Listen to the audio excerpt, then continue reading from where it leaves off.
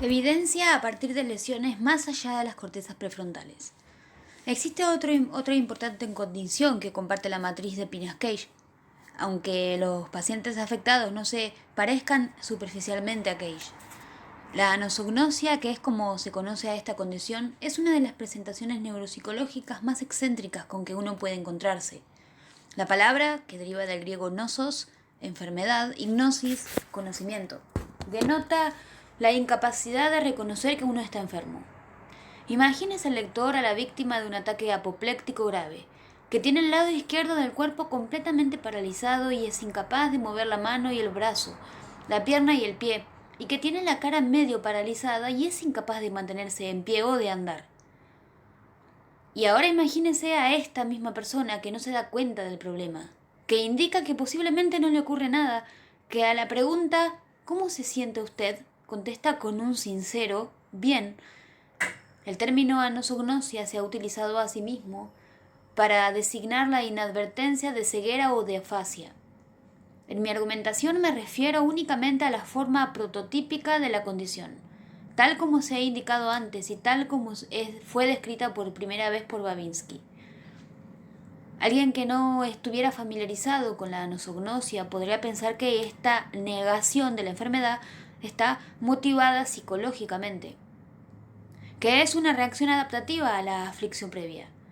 Puedo afirmar con seguridad que no es este el caso. Considérese la tragedia que es la imagen especular de la indicada, aquella en que el lado paralizado del cuerpo es el derecho y no el izquierdo. Los pacientes así afectados no suelen tener anosognosia, y aunque con frecuencia están gravemente incapacitados en su uso del lenguaje y pueden sufrir afasia, son completamente conscientes de su delicada situación. Además, algunos pacientes que presentan una parálisis devastadora del lado izquierdo, pero producida por un modelo de lesión cerebral diferente del que causa parálisis y anosognosia, pueden ser normales en mente y comportamiento y darse cuenta de su incapacidad. En resumen, la parálisis del lado izquierdo causada por un determinado modelo de lesión cerebral está acompañada por anosognosia. La parálisis del lado derecho causada por el modelo de lesión cerebral, que es la imagen especular del anterior, no está acompañada por anosognosia. La parálisis del lado izquierdo causada por modelos de lesión cerebral distintos de los asociados con anosognosia no está acompañada de inadvertencia. Así pues, la anosognosia aparece sistemáticamente con la lesión a una región determinada del cerebro, y solo esta región, en pacientes que pueden parecer a personas no familiarizadas con el misterio neurológico. Más afortunados que los que están a la vez medio paralizados y medio incapacitados. La negación de la enfermedad proviene de la pérdida de una función cognitiva determinada. Esta pérdida de función cognitiva depende de un determinado sistema cerebral que puede ser lesionado por un ataque de apoplejía o por varias enfermedades neurológicas. La anosognosia los anosognóticos típicos necesitan enfrentarse a su evidente defecto para que sepan que les ocurre algo. Cuando quiera que le preguntaba a mi paciente DJ acerca de su parálisis del costado izquierdo, que era completa, ella siempre empezaba diciendo que sus movimientos eran completamente normales, que quizá alguna vez se había visto menoscabados, pero que ya no lo estaban. Cuando le pedía que moviera su brazo izquierdo, lo buscaba y después de mirar el miembro inerte me preguntaba si yo quería realmente que éste se moviera por sí mismo. Cuando yo le decía que sí, por favor, entonces ella se daba cuenta visualmente de la ausencia de cualquier movimiento en el brazo. Y me decía que no parece que haga mucha cosa por sí mismo. Como señal de cooperación, ofrecía que la mano buena moviera el brazo incapacitado. Puedo moverlo con mi mano derecha, decía. Esta incapacidad de sentir el defecto de forma automática, rápida e interna, a través del sistema sensorial del cuerpo, nunca desaparece en los casos graves de anosognosia, aunque en casos leves puede verse enmascarado. Por ejemplo, un paciente puede tener la reminiscencia visual de la extremidad inmóvil y por inferencia darse cuenta de que algo le ocurre a esta parte del cuerpo. O bien un paciente puede recordar las innumerables afirmaciones de los parientes y del equipo médico en el sentido de que existe parálisis, de que hay una enfermedad, de que no, las cosas no son normales. Sobre la base de este tipo de información obtenida de forma ajena, uno de nuestros anosognóticos más inteligentes dice una y otra vez: yo solía tener este problema, o yo solía tener descuidos. Desde luego, todavía los tiene. La falta de puesta al día directa sobre el estado real del cuerpo y de la persona es poco menos que asombrosa. Por desgracia, esta sutil distinción entre el conocimiento directo e indirecto del paciente de su situación se suele negligir o pasar por alto en las discusiones de la anosognosia. Para una rara excepción, véase a Marcel. No menos espectacular que el olvido que los pacientes anosognóticos tienen en lo referente a sus miembros enfermos es la falta de preocupación que muestran por su situación general. La falta de emoción que demuestran, la falta de sentimiento que manifiestan cuando se les pregunta sobre ello. La noticia de que ha habido un ataque apopléctico grave, de que el riesgo de problemas futuros en el cerebro o en el corazón es elevado, o la noticia de que están padeciendo un cáncer invasor que ahora se ha extendido hasta el cerebro, en resumen, la noticia de que la vida ya no es probable que vuelva a ser nunca la misma, suele recibirse con ecuanimidad. A veces con humor negro, pero nunca con angustia o tristeza, lágrimas o cólera, desesperación o pánico. Es importante darse cuenta de que si se suministra una serie comparable de malas noticias a un paciente con una lesión que sea imagen especular de la anterior, en el hemisferio izquierdo, la reacción es completamente normal. En los pacientes anosognóticos no es posible encontrar por parte alguna emoción y sentimiento, y quizá este sea el único aspecto positivo de su condición, de otro modo trágica. Quizá no sea ninguna sorpresa que la planificación que estos pacientes hacen del futuro, su toma de decisiones personales y sociales, se vean profundamente deterioradas. La parálisis es quizá el menor de sus problemas. En un estudio sistemático de pacientes anosognóticos, el neuropsicólogo Steven Anderson ha confirmado la extensa gama de defectos y ha demostrado que los pacientes son tan negligentes con respecto a su situación y a sus consecuencias como lo son en relación a su parálisis. Muchos parecen incapaces de prever la verosimilitud de consecuencias fatales. Y cuando finalmente las prevén, parecen incapaces de sufrir en consecuencia. Ciertamente no pueden construir una teoría adecuada para lo que les está sucediendo, para lo que puede ocurrir en el futuro y para lo que los demás piensan de ellos. Y lo que es igual de importante, no se dan cuenta de que su propia especulación es inapropiada.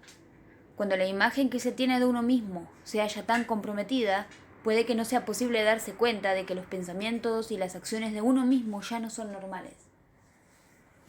Los pacientes con el tipo de anosognosia que se ha descrito tienen lesión en el hemisferio derecho, aunque trazar una caracterización completa de las correlaciones neuroanatómicas de la anosognosia es un proyecto en marcha. Esto es lo que puede decirse.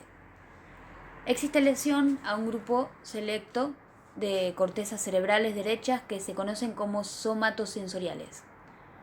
Del griego soma, cuerpo, el sistema somatosensorial es el responsable de los sentidos externos del tacto, la temperatura y el olor, y de los sentidos internos de posición de las articulaciones, el estado visceral y el dolor, y que incluyen las cortezas de la ínsula, las áreas citoarquitectónicas 3, 1, 2 en la región parietal y el área S2, también parietal en lo profundo de la fisura de Silvio.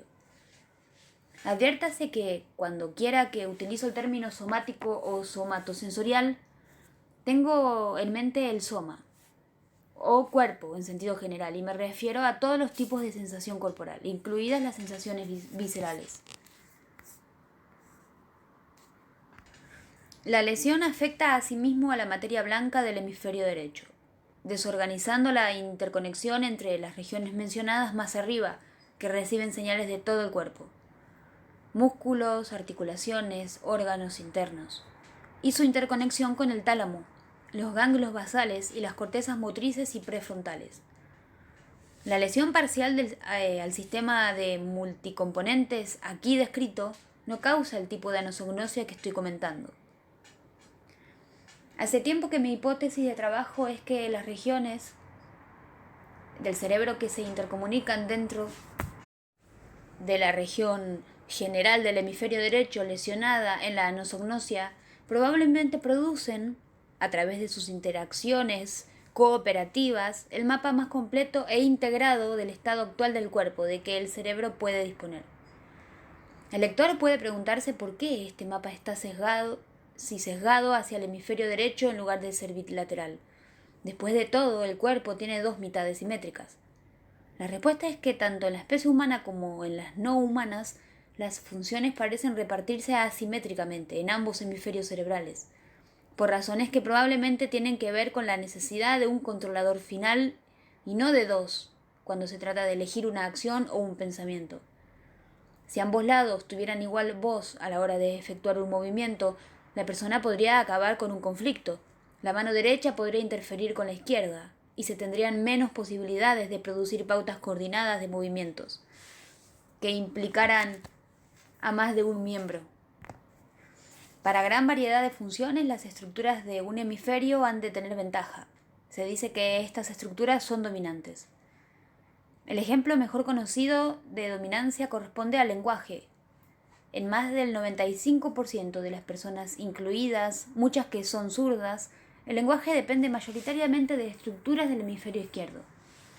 Otro ejemplo de dominancia es que en este caso favorece al hemisferio derecho, se refiere al sentido corporal integrado, mediante el cual se conjuntan en un mapa dinámico coordinado.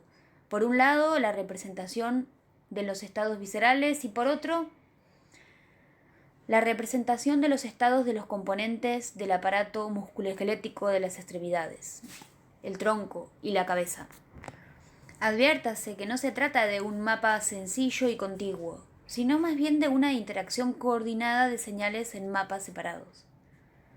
En esta disposición, las señales que corresponden a la vez a los lados izquierdos y derechos del cuerpo hallan su punto de encuentro más completo en el hemisferio derecho, en los tres sectores corticales somatosensoriales indicados previamente. Resulta intrigante que la representación del espacio extrapersonal, así como los procesos de emoción, impliquen una dominancia del hemisferio derecho. Esto no quiere decir que las estructuras equivalentes en el hemisferio izquierdo no representen el cuerpo o el espacio si a eso vamos. Es simplemente que las representaciones son distintas. Las representaciones del hemisferio izquierdo son probablemente parciales y no están integradas. En algunos aspectos, los pacientes con anosognosia se parecen a los que tienen lesiones prefrontales. Por ejemplo, los anosognóticos son incapaces de tomar decisiones apropiadas sobre asuntos personales y sociales, como ocurre con los pacientes prefrontales. Y los pacientes prefrontales con menoscabo de la toma de decisiones suelen ser, como los anosognóticos, indiferentes a su estado de salud y parecen tener una insólita tolerancia al dolor. Algunos lectores pueden sorprenderse por esto y quizás se pregunten por qué no han oído más cosas sobre el deterioro de los anosognóticos en lo que concierne a la toma de decisiones. ¿Por qué el poco interés que se ha prestado al deterioro en el razonamiento después de una lesión cerebral se ha centrado en pacientes con daño en la región prefrontal? Podemos considerar a modo de explicación que los pacientes con lesiones prefrontales parecen neurológicamente normales. Sus movimientos, sensaciones y lenguajes están intactos. La perturbación radica en sus sentimientos y razonamientos deteriorados. Y así pueden dedicarse a una variedad de interacciones sociales que evidenciarán fácilmente su razonamiento defectuoso. A los pacientes con anosognosia, en cambio, con frecuencia se les suele considerar enfermos debido a sus notorias incapacidades motrices y sensoriales, y así se encuentran limitados en la gama de interacciones sociales a las que pueden dedicarse. En otras palabras, su oportunidad de ponerse en situación de peligro está drásticamente reducida. Incluso así, los defectos en la toma de decisiones están ahí, prestos a manifestarse si se les da la oportunidad. prestos a socavar los mejores planes de rehabilitación trazados para estos pacientes por su familia y su equipo médico, incapaces de darse cuenta de lo profundamente incapacitados que están. Estos pacientes demuestran poca o ninguna inclinación a cooperar con sus terapeutas, ninguna motivación en absoluto para mejorar. ¿Por qué habrían de tenerlas si para empezar y por lo general no se dan cuenta de lo mal que están?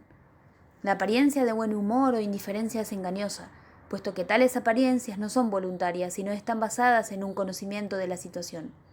Pero sin embargo, con frecuencia, se interpretan equivocadamente como adaptativas y las personas a cuyo cuidado están tienden, también erróneamente, a conceder un mejor pronóstico a pacientes que externamente están alegres que a sus vecinos de la sala contigua, llorosos y angustiados. Un ejemplo pertinente a este respecto es el del magistrado del Tribunal Supremo William Douglas, quien en 1975 sufrió un ataque apopléctico del hemisferio derecho. La ausencia de defectos de lenguaje era un buen augurio para su retorno al estrado, o así lo creía la gente,